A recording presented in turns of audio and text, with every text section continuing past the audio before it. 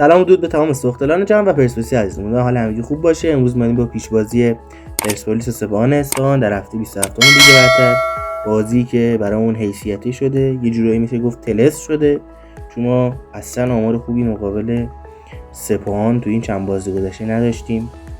یه جورایی میشه گفت دو تا جام ازمون گرفتن و خیلی خیلی خیلی این بازی برامون مهمه، حیثیتیه و اگر ما این بازی رو ببریم تو آزادی و 3 امتیاز بیرون بیایم، امیدمون برای گرفتن قهرمانی 2 برابر میشه. اگر ما الان در حال حاضر 10% شانس واسه قهرمانی داریم، با پیروزی داخل این بازی و رویی که بچه‌ها میگیرن 50% میشه امید به قهرمانی پرسپولیس، چون بازی بعدی تراکتور هم با فولاد، یعنی فولاد مطمئن باشی که تو خونه خود فولاد هم هست بازی و میتونه یقه تراکتور رو بگیره و ما امیدوارتر بشیم برای قهرمانی. و اگر این بازی مساوی بشه یا باخت برای پرسپولیس باشه، دیگه امیدی به قهرمانی اصلا نداریم. 10% تبدیل به 0% میشه و فقط کسب سهمیه اون موقع ما شانس داریم که برای سهمیه آسیایی و بریم بدون معطلی ویدیو رو شروع کنیم.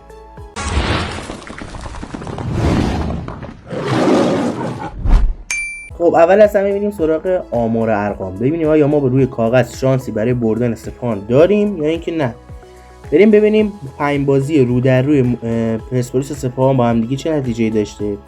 5 بازی رو در روی پرسپولیس و سپاهان 4 برد برای سپاهان، 1 مساوی و هیچ بردی پرسپولیس نداشته. یعنی تو 5 بازی گذشته رو در روی مقابل سپاهان ما هیچ بردی نداشتیم. برای همینه که میگم ما انگار یه جورایی طلسم شدیم در مقابل سپاهان و اونا خیلی در مقابل ما آمار بهتری داشتن.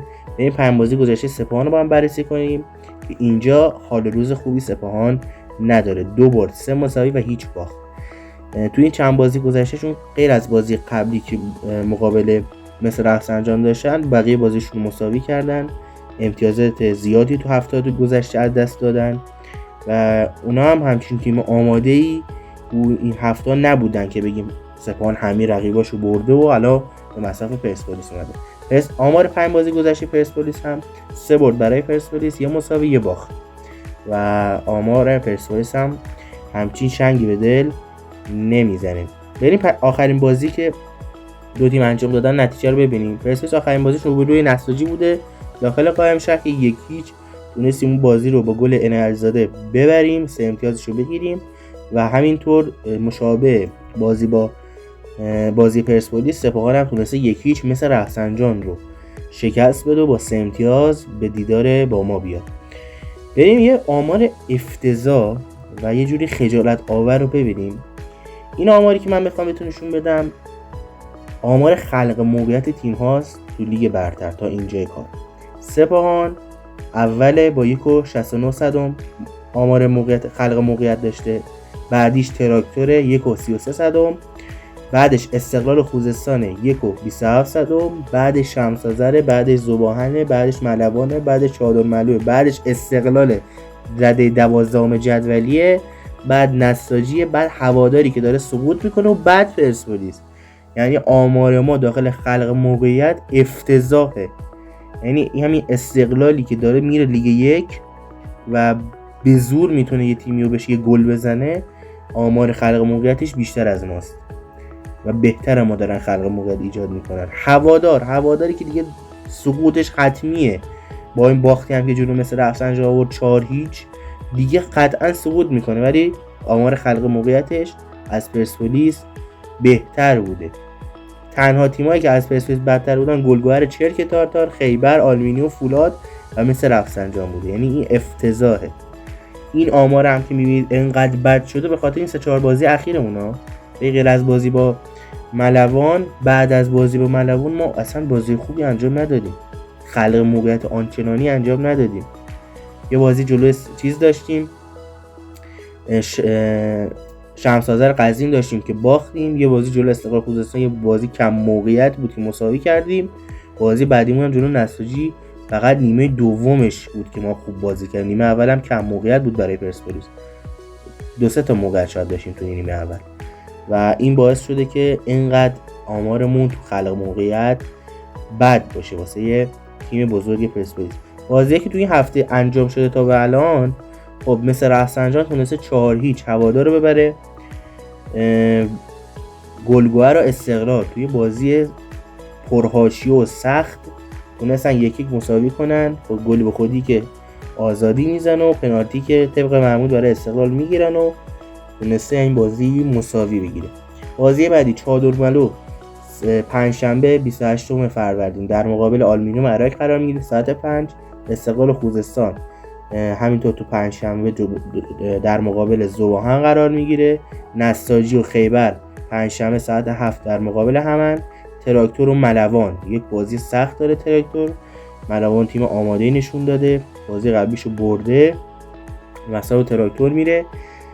جمعه ساعت 17 اون بازی برگزار میشه و بازی ما با سپاهانم ساعت 6 جمعه 29 فروردین و فولاد شمس‌آذر ساعت 7:30 جمعه 29 فروردین بازیشون رو انجام میدن که بازی اگه انجام بشه و نساجی خیبر رو بزنه، استقلال خوزستان هم ذوب‌آهن رو بزنه، استقلال به رده 14 جدول سقوط میکنه که میتونه خیلی جالب توجه باشه. یه چیزی که هست در مورد پرسپولیس که باید بهتون بگم این که آمار ما تو خلق موقعیت دیدیم که چقدر ضعیف بود. دلیلش چی میتونه باشه؟ ببینید، یکیش میتونه سن بالای بازیکن‌ها باشه. چرا دارم میگم سن بالای بازیکن‌ها؟ ببینید شما وقتی دوندگی کمتری داشته باشید خلق موقعیتتون هم کمتر. تیم ما تو این چند بازی اخیرش دوندگی خوبی نداشته. ما دوندگی خوبی نمیبینیم. تیم شاداب بازی نمیکنه. اون بازی شناور روون رو نمیبینیم. امیدوارم این بازی که هم حیثیتیه و هم باید بانوانمون به قدر و به قدرت از تیم حمایت کنن، جوری که جو بر علیه سپاهان باشه و پرسپولیس بدونه با بازی خوبی که ارائه میده سپاهان رو ببره. اگر نبره این فصل رو واقعا ناکام میمونیم و هیچ جامی نمیگیریم که خیلی بده. درسته ما انتقاد میکنیم که نمیدونم بازیکن نگرفتید، تیم خوب بسته نشد، این همه مربی عوض شد، نمیدونم کارتال بود، بعد ارزم بزرگتون کریم باقری بود، کریم خان بود، بعدش هم آقای کارتال اومده، واسه تا مربی عوض شده. نشون میده که ما تو بحث اون ثبات همیشگی رو نداشتیم. ما همیشه به ثبات معروف بودیم، به تیمی که یه ثبات خاصی داره، چندین سال داره قهرمانی به دست میاره، مدیریتش ثابت بود، مربی ثابت بود، کادر فنی ثابت بود و میتونستیم به این موفقیتی که میبینید توی چند سال اخیر دست پیدا کنیم. ولی این فصل اینطور نبود و یه وضعی شبیه به استقلال اما یکم بهتر. یعنی استقلال خیلی وضعش بدتر از ماست، ولی ما تقریبا شبیه به همونا شدیم، مربی عوض کردیم، خیلی تو حاشیه رفتیم اما تونستیم خودمون رو به اون تجربه که بازیکنامون داشتن دراریم. ما تنها شانسی که آوردیم بازیکنامون اونقدر بنجل نبودن مثل استقلال که اوضاعمون مثل اونا وخیم نشده و امیدواریم که بتونیم تو این فصل حداقلش سهمیه رو بگیریم. یه بحث و یه حاشیه هم که پیش اومده تو بازی بعد قبل یه مسابقه هستی که کنانی زادگان میکنه، ازش میپرسن که آقا میخوای با پرسپولیس تمدید کنی یا اینکه نه، و اون یه حرف جالبی میزنه، میگه که اگر میخوان با من تمدید کنن باشگاه پرسپولیس باید سیاست خودشون رو عوض کنن. یعنی چی؟ یعنی سقف قرارداد رو جدی نگیرن. و در این بابت یه خبری پخش شده، من خبر رو براتون میذارم، بریم با هم دیگه ببینیم خبر رو. و خبر بعدی در مورد حسین کنانی زادگان هست. دیروز مصاحبه‌ای رو انجام داد آقای کنانی زادگان، صحبت‌های مختلفی رو انجام داد و در مصاحبهش هم خیلی صریح گفت، نمیخوام وارد حاشیه بشم اما چند تا نکته داشت. یکی از اون نکات وقتی از ایشون سوال کردن که آقا تمدید می‌کنی قراردادتون با پرسپولیس، چون در هفته‌های گذشته مطالب مختلفی مطرح میشه راجع به ماندن کنانی زادگان، رفتن کنانی زادگان، بعد خاطرتون باشه یه استوری هم گذاشتش کنانی زادگان وقتی که صحبت این بودش که صحبتایی داره با کنانی زادگان میشه از طرف باشگاه تراکتور و او استوری گذاشت پاسخ داد. دیروز هم گفته بود که اگر سیاست‌های باشگاه به شکلی باشه که امکان پذیر باشه با باشگاه قرارداد خودم رو تمدید میکنم. باید ببینیم سیاست‌گذاری باشگاه به چه شکل هستش که بیشتر حالا اون سیاست‌گذاریه و همین سقف قرارداده میرسه دیگه. پرسپولیسی که مدیر عاملشون هم گفت در فصل گذشته گفتی که آقا من سقف قرارداد رعایت کردم، ستاره ها از دست دادم و حسین کنعانی‌زادگان به نوعی اشاره غیر مستقیم به همین سقف قرارداد میشه حرفش رو تعبیر کرد به همین سقف قرارداد و اینکه قرارداد بازیکنان حالا به چه شکل بسته بشه. مبلغ مالی قطعا دغدغه هستش و نکته‌ای هستش که حسین کنعانی‌زادگان در مصاحبهش خیلی ظریف به اون اشاره کرد و گفتش که فعلا در این 3 هفته‌ای که باقی مانده فقط به نتایج فکر می‌کنیم و موفقیت تیم و بعد هم باید ببینیم سیاست‌گذاری باشگاه پرسپولیس به چه شکل هست و هیچ جا از پرسپولیس بهتر نیست، فقط در صورتی که سیاست‌گذاریشون به شکلی باشه که بشه با اونها تمدید کرد که منظور همون وقت قرارداد هستش. خب خبر با هم شنیدیم. یه جورایی حسین کنعانی خط داده دیگه، یه جوری ریز اشاره کردی که آقا صفقه قرارداد اگه بخوای رعایت کنی و نخواهی چونه بزنی اون پولی که اون مبلغی که من انتظارشو دارم و بهم ندی، خب میرم تراکتور. هر کی باشه همین کارو میکنه توی وضعیت اقتصادی که الان داریم. بالاخره پول حرف اولو میزنه دیگه. هر تیمی بخوای بری دیگه اون عشق به تیم و عشق به پیراهن گذشت دورش و پول حرف اولو میزنه و تراکتور هم که ماشاءالله اینقدر داره که کم مونده کلاً باشگاه پرسپولیس رو بیاد با هم دیگه یک جا بخره. هرچی بازیکن خوب داشتیم و داره میخره. حسین کنعانی هم روش. حسین کنعانی این فصل اصلا اون حسین کنعانی که ما فصل گذشته دیدیم نبوده، بگیم که واه عجب عمل کردی وای فوق العاده بود. نه، انقدر بد بوده که چند بازی نیمکت نشین شده، ولی بازیکن موثر و تاثیرگذاری موندنش تو ترکیب پرسپولیس به عمق اسکواد پرسپولیس کمک میکنه. و چقدر ما داد بزنیم آقا صفقه قرارداد رو ول کنید، تهش چیه؟ میخوان 2 امتیاز ازمون کسب کنن چه اشکالی داره؟ مگه از سپاهان کسیم؟ سپاهان با 4 میلیون یورو پول داده مهاجم خارجی خریده، تاپ خریده، استقلال نیم فصل 7 تا بازیکن خریده، همین که داره میری لیگ 1. بعد ما نباید بازیکن بخریم؟ پول بده بذار بازیکنای موثر تو نگه دار. تو زخم خورده فصل پیش هستی دیگه، ترابی، بیرانوند، اسماعیلی فر دیگه. نذار این فصل هم همون تکرار بشه که اگه تکرار بشه که خشتکتو پرچم میکنن. آقای درویش دیگه هوادار اعصاب واسش نمونده. این فصل ما ساختیم، فصل بعد انتظار یه تیم قوی داریم. ما باید تو لیگ نخبگان از مرحله گروهی بالا بریم، چند مرحله بریم بالا. پرسپولیس 2 بار قهرمان غرب آسیا شده، تیم بزرگی، زشته که جزء 8 تیم تو لیگ تو گروهی نباشه. پاختاکور بره بالا پرسپولیس نره، خیلی زشته. و فصل بعد ما همه انتظار یه تیم قوی رو داریم از شما آقای درویش و باید حتما یه تیم خوب رو ببندید. همون چیزی که سرمربی میخواد، آقای کارتال میخواد رو براش بخرید، بذارید ببینیم میتونه نتیجه خوبی بگیره یا اینکه خیر. یه مصاحبه دیگه هم از سردار دورسان داریم، مهاجم خارجی خوب پرسپولیس که توی این چند بازی موثر بوده واقعا واسه ما و کیفیتش رو نشون داد از همون بازی اول.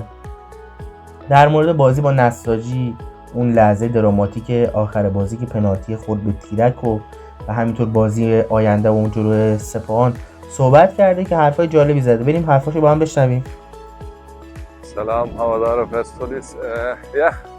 We had yesterday off, today the first day of the week with the training. It was good, it was tough, a little bit core, a little bit training to adapt in the week.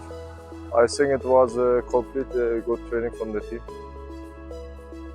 Last match was really emotional, you know, as I played a lot of games in my career, but like this I had never in my life, because in 1 minute 2 red cards after they shoot to the post and last minute with the penalty, you know. When they score, we was very sad because I think we make a good reaction after 2 games, and yeah, we deserve to win, and I hope we continue. True, also it's a really tough and important game for us, for the team, and for the Persepolis family also. Yeah, we have 4 games to do until the end of the season, and this is the first part against Sepang. We must win. We must take the 3 points. We don't have any doubts because you know for Sepang is 1 point good, but we must win this game with our supporters on our back on Friday. Inshallah, we make a good game because at home we play really good football than outside, and I hope we make a good game and we deserve to win, to take the 3 points, because we have a dream. It's not easy became champion, we know it, but we as a team, we want to take the 12 points, and after we would see what happened end of the season. This is a very huge family.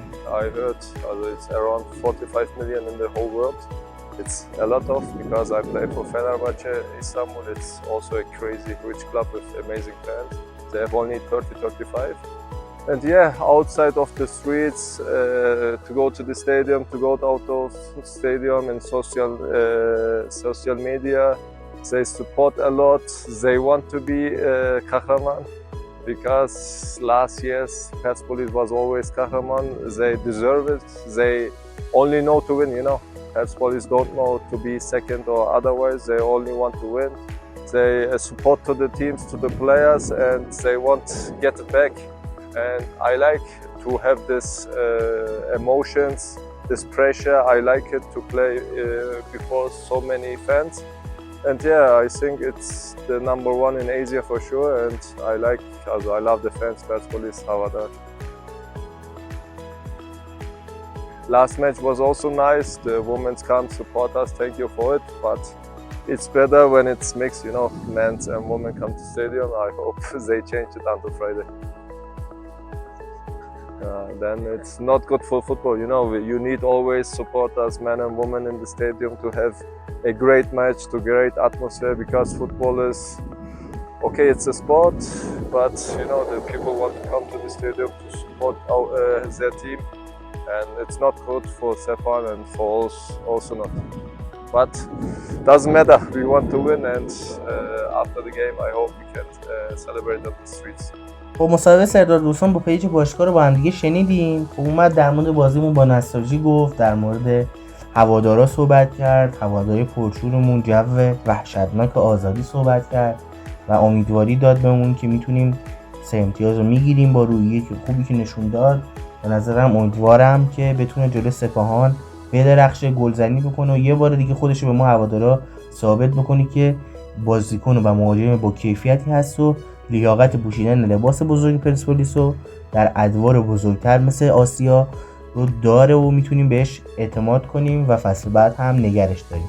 امیدواریم که همچین اتفاقی برای سردار دورسون بیفته. خب یه خبر دیگه هم اومده که کار زیبای کانون هواداری باشگاه رو میرسونه. که کانون هواداری باشگاه اومده کار خیلی قشنگ کرده و میخواد اتوبوسایی رو آوردن که هواداره بانوان پرسپولیس رو ببره به ورزشگاه برسونه و همینطور از ورزشگاه برشون گردونه به اون جایگاهایی که مشخص کردن. بریم این خبر رو با هم دیگه ببینیم. یکی از اعضای کانون هواداران باشگاه پرسپولیس در فضای مجازی باز یک اطلاعیه رو منتشر کرد که خب از طرف باشگاه پرسپولیس از روز گذشته ما اشاره کردیم که در 6 نقطه از میادین تهران، میادین بزرگ تهران قرار هست که ظاهرا یک شگفتانه‌ای برای هواداران بانوی پرسپولیس در نظر گرفته بشه. خب میادین مشخص شد: راه آهن، میدان ونک، میدان رسالت، میدان صادقیه، میدان نماز یا میدان شهر ری. 6 میادینی هستن که اونجا از ساعت 14 اتوبوس‌های تدارک دیده شده که بانوان سرخدل، طرفداران پرسپولیس رو به صورت رایگان به ورزشگاه آزادی ببره و پس از پایان بازی هم به مبدا بازگردانند. به نظرم در واقع اتفاق خیلی خوبی بود که برای بانوان هوادار پرسپولیس در نظر گرفته شده. با آخر این ویدیو نزدیک شدیم. امیدوارم از این ویدیو خوشتون اومده باشه. اگه از این ویدیو خوشتون اومد حتما ویدیو رو لایک کنید، کانال رو سابسکرایب کنید، این زیر کامنت بذارید، نظرتون رو در مورد بازی با سپاهان بنویسید. اگه خواستید پیش بینی هم بکنید، من حتما نظرسنجی هم داخل کانال میذارم. اگه خواستید اونجا هم شرکت کنید و پیش بینی خودتون رو ثبت بکنید. و اگر هم دوست داشتید روی کانال ما رو به دوستانتون، به هواداری دیگه پرسپولیس معرفی کنید که بیان و ویدیو رو ببینن و حمایت کنن، چون ما رفته هرچی بریم جلوتر پیشرفت میکنیم، بهتر میشه کوالیتی ویدیو، میکروفون، صدا و همه چی. یواش یواش پله سعی میکنیم بهتر کنیم کیفیت ها رو که در خور نام هواداری پرسپولیس باشه. تا ویدیو بعدی، خدا نگهدار.